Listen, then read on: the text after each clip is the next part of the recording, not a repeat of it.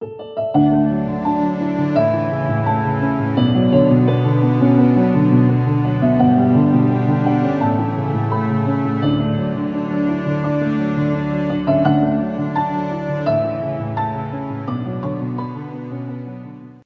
estos perseveraban unánimes en oración y ruego con las mujeres y con María, la madre de Jesús, y con sus hermanos. Señor, dejamos este tiempo a la manifestación gloriosa de tu Santo Espíritu. Prepara, Señor, mi mente, mi corazón, y prepara también los corazones de los que hoy están aquí, Señor.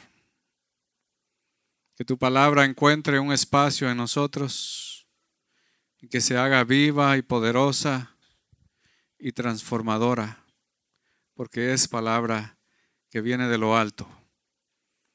Gracias, Señor, en el nombre de Jesús.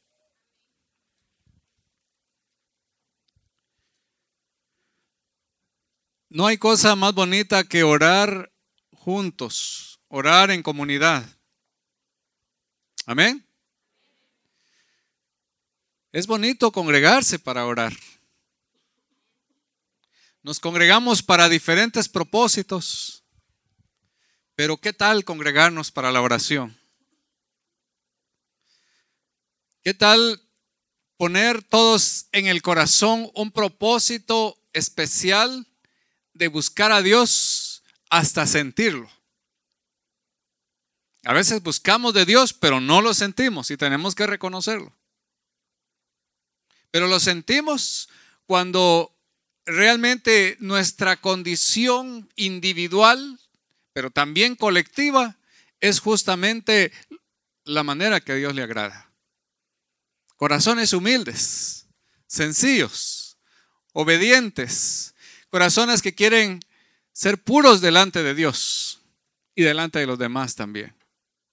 Entonces la oración en comunidad es muy grande, muy poderosa, es muy importante, es necesaria y es enseñada y autorizada por la palabra de Dios. Tiene más poder la oración en comunidad que la oración individual.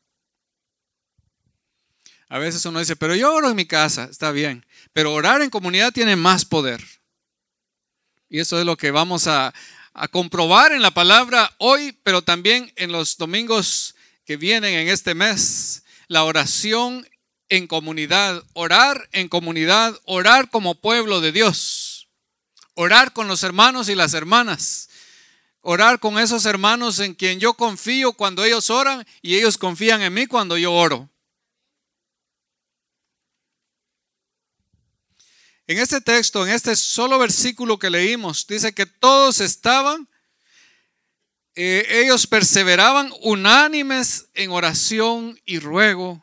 Realmente el texto tiene algunas partes y la primera es que ellos estaban reunidos. De acuerdo a la enseñanza y lo que Jesús les había dicho, estaban reunidos unos 120. Eran probablemente algunos de los 500 que vieron a Jesús resucitado, porque durante 40 días Él se mostró a la gente victorioso después de resucitar de la tumba. Se mostró a muchas personas, como a 500 dice la Biblia. También ustedes recuerdan a los 70 que fueron enviados por Jesús para hacer una misión específica, un plan, un proyecto piloto, como diríamos, un ensayito ahí de lo que vendría después. Ellos sin duda estaban ahí también. ¿Cuál era el propósito de estar reunidos? Esperar la venida del Espíritu Santo. Algo incomparable. Esperar la venida de la tercera persona de la Santa Trinidad. Porque Jesús así se los había prometido. Y el lugar donde estaban no podía ser más hermoso, el aposento alto.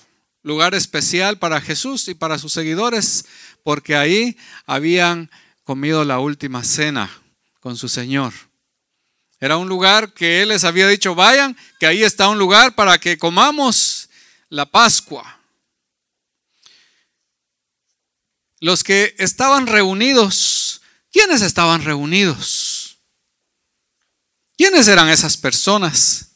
La Biblia dice ahí mismo, en el libro de Hechos dice que ahí estaban.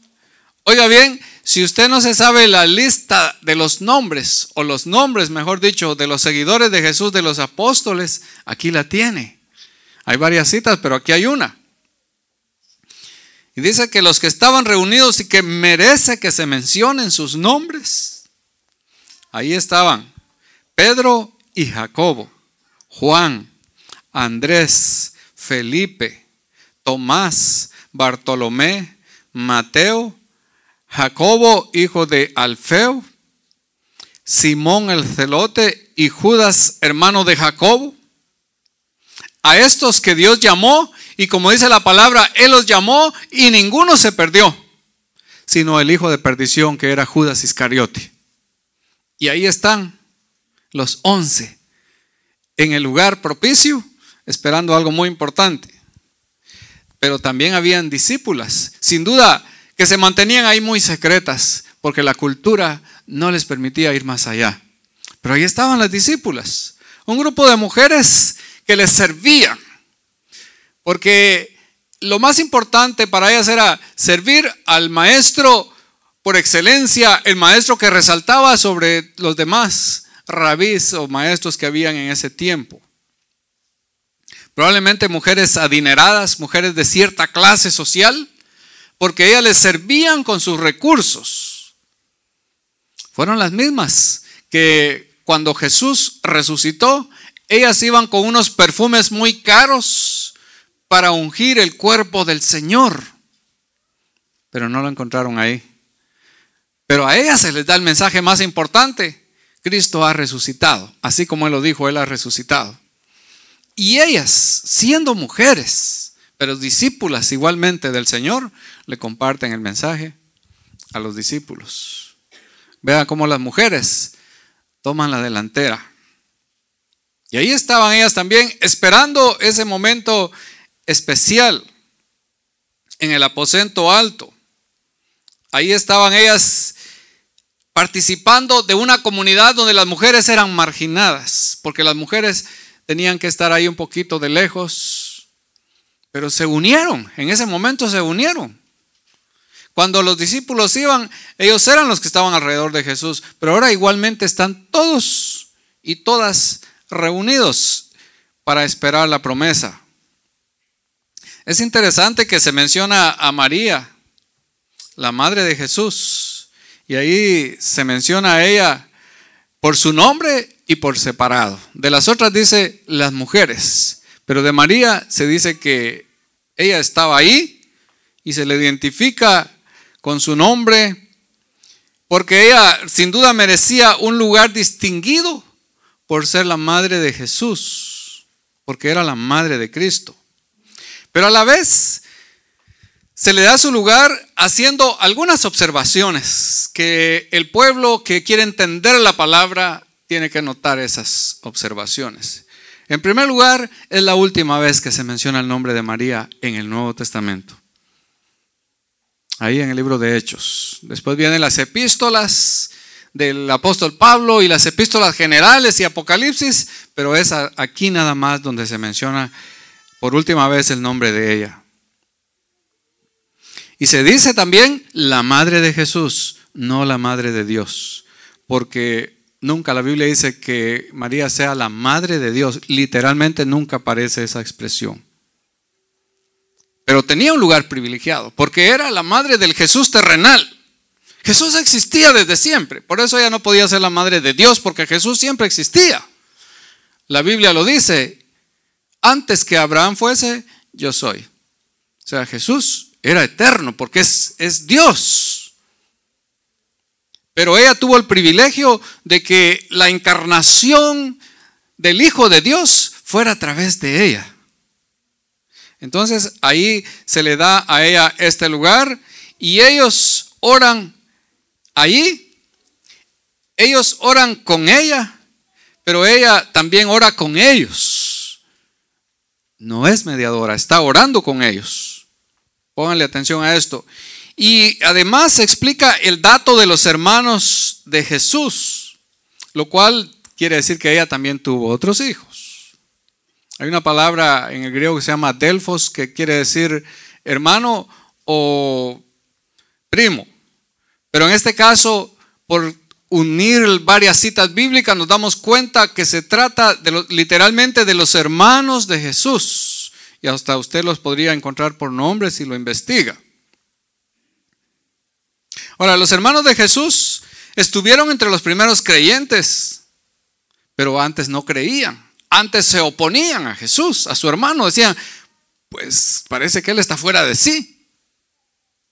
Pero ahora están entre los creyentes y están ahí orando. Qué bueno encontrarlos ahí. Ahora, como puede observarse, este es un grupo bien selecto, es decir, bien escogido, bien seleccionado. Se dan los nombres de los apóstoles, las mujeres, María y los hermanos de Jesús. Bien escogido ese grupo.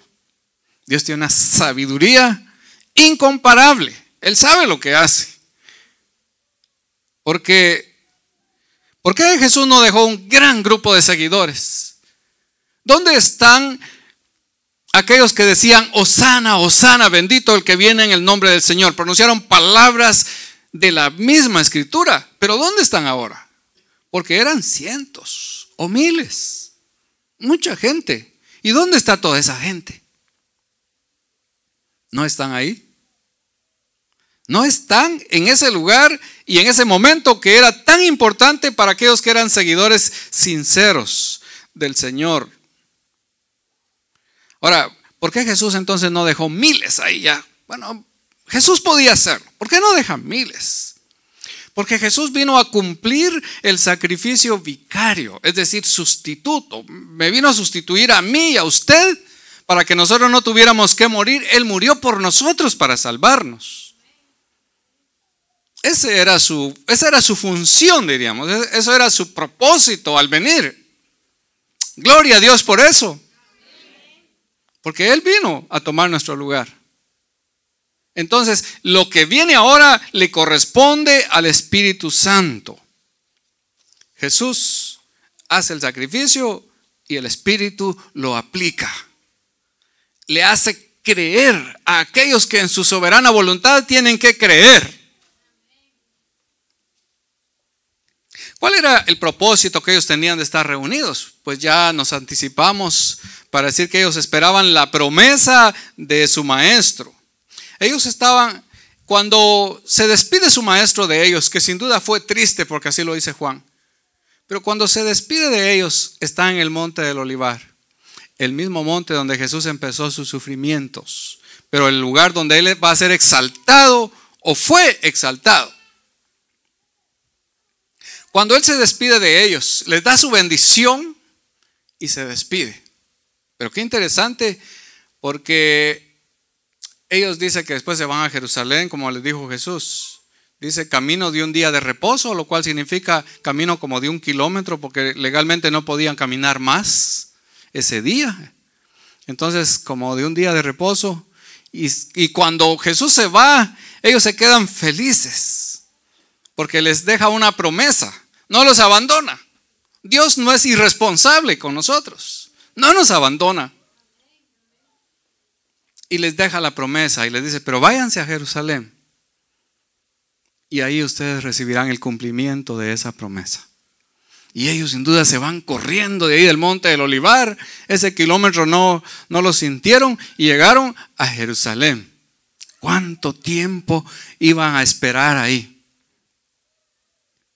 ¿Cuánto tiempo tenían que quedarse en el aposento alto ahí en Jerusalén? Esta es entonces la razón del por qué ellos se van. Es importante que uno sepa que tiene que obedecer la palabra de Dios. Hay tantas promesas que si las obedecemos van a traer grandes resultados en nuestra vida. Pero esta era, por supuesto, una promesa incomparable, porque se trataba de esperar la llegada de alguien más. Este grupo sí que tuvo un privilegio muy especial, porque ellos estuvieron con Jesús y lo vieron y lo palparon, pero también recibieron el Espíritu. Nosotros No podemos ver así a Jesús, pero lo creemos y lo sentimos a través de su Espíritu. Entonces había mucha emoción y expectación en ellos. Jesús sabía por qué Él no les dio el Espíritu inmediatamente cuando se fue. ¿Se imaginan ustedes que Jesús se despide de ellos y tiene ahí mismo al Espíritu Santo y les dice: ok, nos vemos, yo voy a regresar, pero los dejo en buenas manos, presentándoles ya al Espíritu Santo? Pero Él no lo hace así, porque Él tiene una sabiduría que supera la sabiduría humana y Él sabe lo que hace. Y Él les dice: esperen. Fíjense bien que no les dice: pónganse de rodillas, pónganse a orar, ayunar y aclamar a Dios. No, les dice: esperen. Pero por supuesto está implícita la idea de quedarse ahí y orar. Yo estaba sintiendo como un poquito de temor cuando yo leía esto, porque decía, estaban orando sin el auxilio del Padre o del Hijo o del Espíritu, porque Jesús se fue, el Padre no estaba y el Espíritu no había llegado. Pero Dios ha prometido sostener a su pueblo y estaba con ellos. Y ellos se pusieron a orar. Dice que perseveraban, es decir, continuaban en la oración. Continuaban, porque la oración es eso, estimados hermanos. La oración es eso, es orar y orar y orar. ¿Cómo concibe nuestra mente la oración? Fíjense bien cómo concebimos nosotros la oración. Decimos: ok, voy a orar, y luego que oramos: Señor, ¿y la respuesta? Señor, ¿y lo que te pedí? ¿Verdad que así pensamos? Señor, pero ¿y tus promesas? Pero la oración no es eso. Según la palabra de Dios, sí tenemos que agarrar la lección. Hay que aprenderla de una vez por todas. La oración es orar. ¿No me respondes? Ok, sigo orando. ¿No me respondes? Tú sabes, tú eres soberano. Tú sabes cuándo y cómo y por qué y para qué. Entonces yo oro y sigo orando, y sigo orando, y sigo orando. ¿Cuánto tiempo creen ustedes que ellos oraron para recibir al Espíritu? Ellos estaban orando y sin duda estaban pensando: ¿verdad que fue bonito estar con Jesús? ¿Verdad que nos gozamos? Qué rápido se fueron estos 3 años. Pero ¿verdad que fue algo maravilloso estar con Jesús, ver sus milagros, escucharle, sus palabras? Ojalá se hubiera quedado más tiempo. Pero entonces pensaban también: ¿y cómo va a ser la llegada del otro? ¿Cómo va a ser la presencia del Espíritu que Él nos dijo? Si bien nos dio algunos detalles, porque dice que ese Espíritu es consolador, dice que ese Espíritu es guiador, entonces es especial. Pero no lo vamos a ver, pero lo vamos a sentir y vamos a ver su manifestación. Entonces oraban y oraban y oraban. Ellos tenían sus horas de oración. Probablemente, como tenían 3 momentos de oración, llegaban y oraban largo tiempo y se iban a su casa y volvían al aposento alto y se iban y volvían.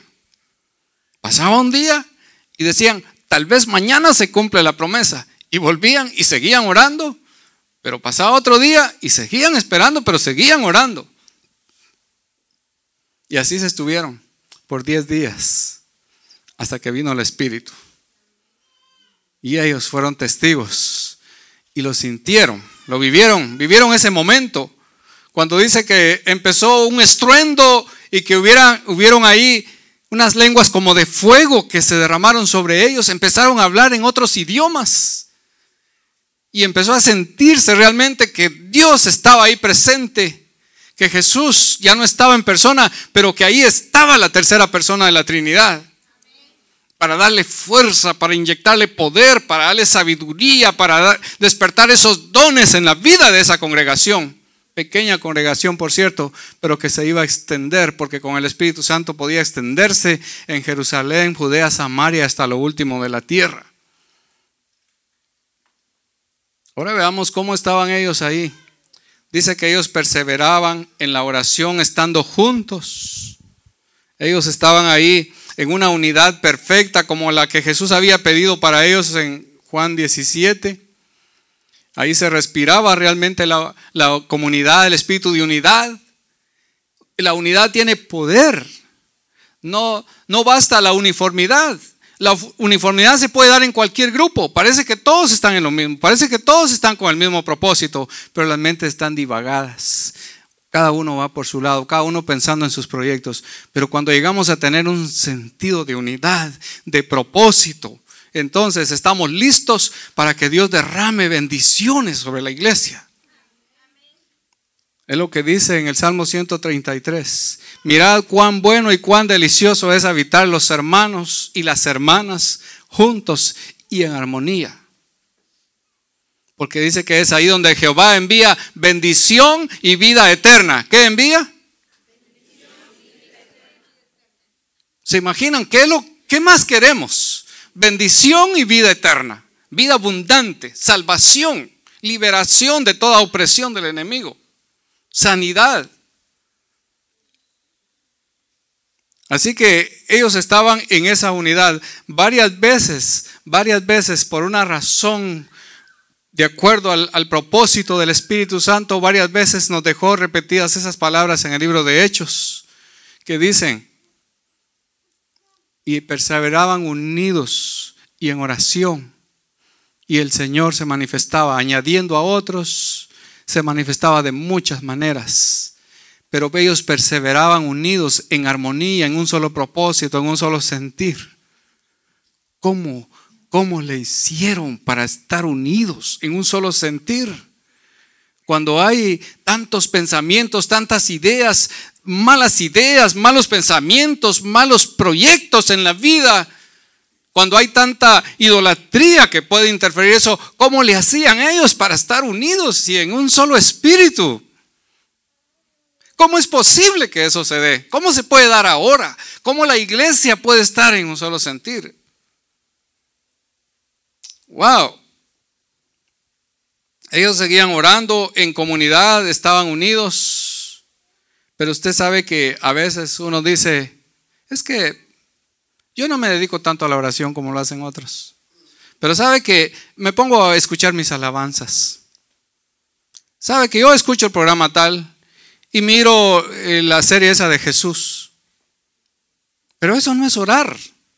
Orar, es hablar con Dios. Hay que hacerlo. Lo demás está bien. Si son cosas buenas, hay que hacerlas. Pero orar, es hablar con Dios, es perseverar en la oración. Esto trae un sentido diferente de la vida. Esto abre la mente. Esto hace que cosas sucedan cuando estamos orando. Pero muchas veces preferimos hacer otras cosas. A nosotros como pastores podemos tener la tentación de decir: pero es que yo predico. Y cuando me estoy preparando para predicar, eso es como una oración. No es cierto. Al contrario, esas cosas me pueden llenar de vanidad, de orgullo, porque solamente me voy a exhibir hablando ante la gente. Pero ese no es el propósito de Dios. ¿Cómo puedo erradicar eso? ¿Cómo puedo sacar eso? Orando primero.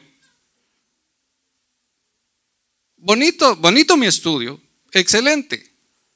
Mis libros que Dios me ha dado son bonitos, pero a la vez son una tentación. Entonces, por eso, antes de hacer esto, tengo que ponerme en oración, y cualquier persona que enseña, que predica, tiene que hacer eso, o de lo contrario, hay una tentación del enemigo ahí. Orar es hablar con Dios. Ahora, en ese momento, para ellos, lo más importante no era otra cosa.